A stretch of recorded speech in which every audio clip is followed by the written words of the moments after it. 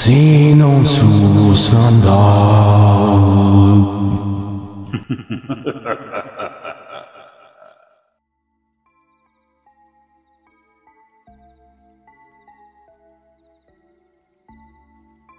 Magandang araw po sa lahat ng tagapakinig.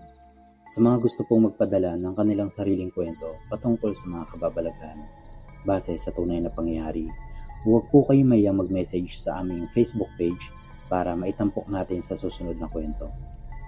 And also, mapakikinggan na rin po ang ating Siso Story sa aming YouTube channel, Instagram, and TikTok. And bago po tayo magpatuloy sa ating kwento, pwede ka bang mag-react or mag-like sa ating video dahil malaking tulong po sa aming maliliit na content creator ang pag-react mo sa aming mga videos kagaya nito. Muli, maraming salamat po. God bless and stay safe everyone.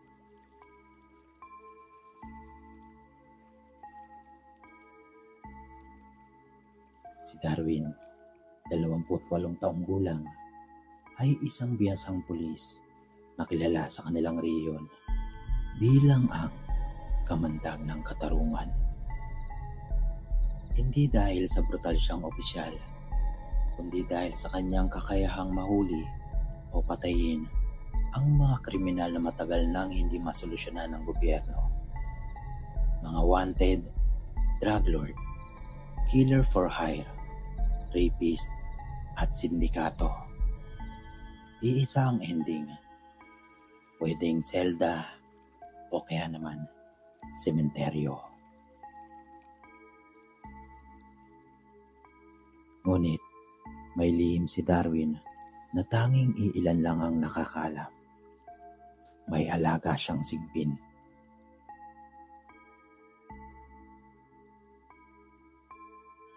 Isang gabing madilim, 6 na taon nang nakakalipas. Habang nagsasagawa sila ng operasyon sa kagubatan ng South Cotabato, ay inatake ang kanyang team ng isang nilalang na hindi nila maipaliwanag. Lahat ng kasama niyang pulis ay namatay maliban sa kanya. Sa gitna ng kagubatan, duguan, bali-bali ang buto at halos patay na. Pero isang nilalang ang lumapit sa kanya. Hindi ito tao. Isang nilalang na parang aso na may katawang paniki at mukhang pinagsamang vampira at impakto. Ito ang sigbin. Isang nilalang sa alamat na sumisipsip ng dugo ng tao. Pero sa halip na patayin si Darwin, iniligtas siya ng nilalang at mula noon, pinangalanan niya itong Cardo. Naging magkaibigan sila sa paraang mahirap ipaliwanag. Ang sigbin ay hindi nagsasalita, ngunit naiintindihan si Darwin.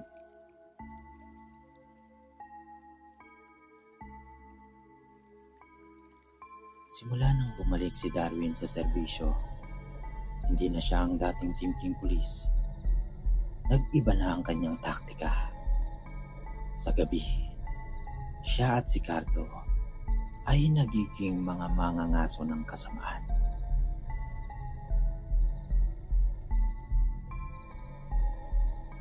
Nag-umpisa siya sa maliliit na target, mga tulak, holdapper, sugarol, na salot sa komunidad, hanggang unting-unti niyang tinarget ang mga may malaking reward money.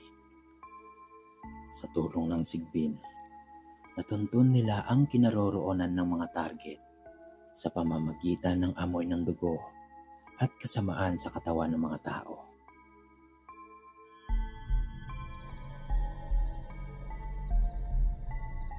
Sa bawat matagumpay na operasyon, dumadagdag ang perang pabuya kay Darwin. Sa loob ng 4 na taon, nakaipon siya ng milyon-milyon. Mga negosyong naitayo ni Darwin. Isang hotel malapit sa lungsod. 2 gasoline station sa bayan nila. poultry at livestock farm, at isang underground tactical training facility para sa mga elite force.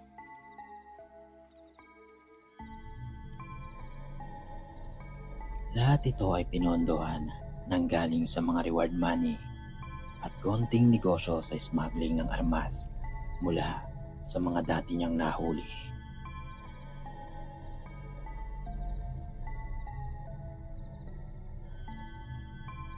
Ngunit sa bawat tagumpay, may kapalit.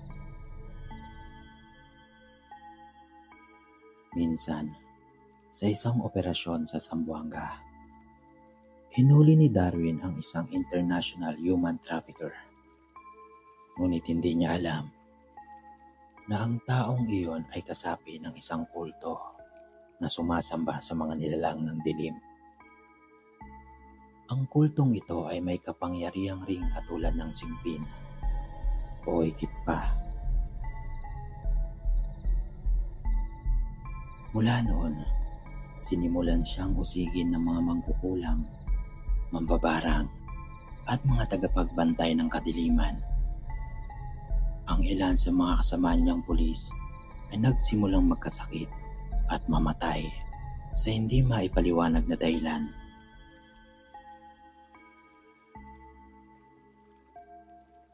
Si Darwin ay pinanghinaan ng loob, ngunit sa tulong ni Cardo, nakalaban niya ang kulto sa pamamagitan ng ritual na galing sa isang albularyong dating engkanto.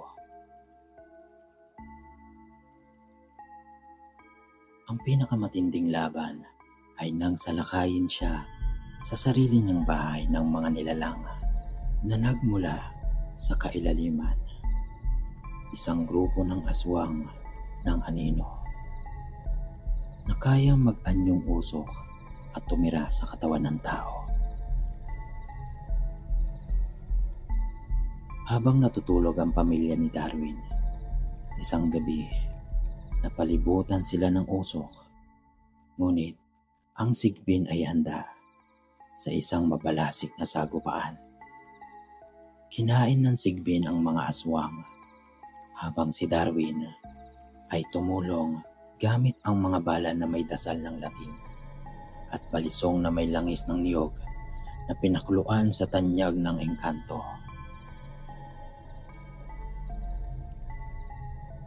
Pagkatapos ng laban, lumapit si Cardo sa kanya. Ngunit sa oras na iyon, namumutla at tila nag-iingalo ang sigbin. Doon, napagtanto ni Darwin na bawat beses na ginagamit niya ito para sa pansariling pakinabang ay humihina ang nilalang.